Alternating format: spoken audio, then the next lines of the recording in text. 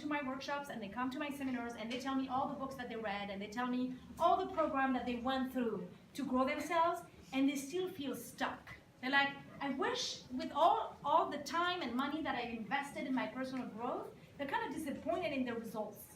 Like they wish they had been faster, further in their personal growth journey with all the investment that they've made. And what I realize is that all of what they're doing is not working because deep inside in their lives, in their day-to-day ordinary lives, they cultivate the idea that they're a victim. They're playing this game of who's right and who's wrong and who's guilty and who's the victim, and that when you navigate your day and you feel that someone and somehow you're a victim, you're sabotaging your growth. There's no way you can grow because when you're a victim, you give your power away, right? So for me, a few years ago, I realized that this is where I was. A few years ago, I realized that I was investing all that time and money, and I was a coach. It wasn't even my job to help people grow themselves. But I realized that I was a victim.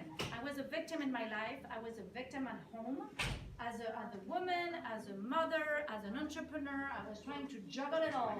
And as soon as something was getting in my way, I was complaining. I don't want. And I realized, I was like, Christine, one day you're going to die. And you're going to realize that you spent your entire life resisting your life. And the reality is that our lives is not always sexy. My life is not always sexy. I mean, sometime on Instagram, I'm going to post a picture of me at the beach or at the restaurant or with a group of friends and we're having a good time.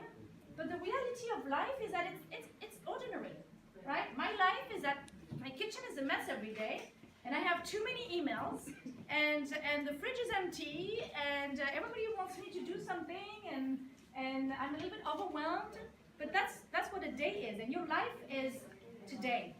Your life is not this summer when you're going to be on break. Your life is not when all those tests are over and you can finally graduate.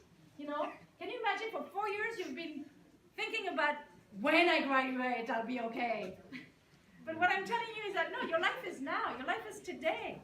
You know, people say you only live once, and the reality is not true. You die once, but you live every day.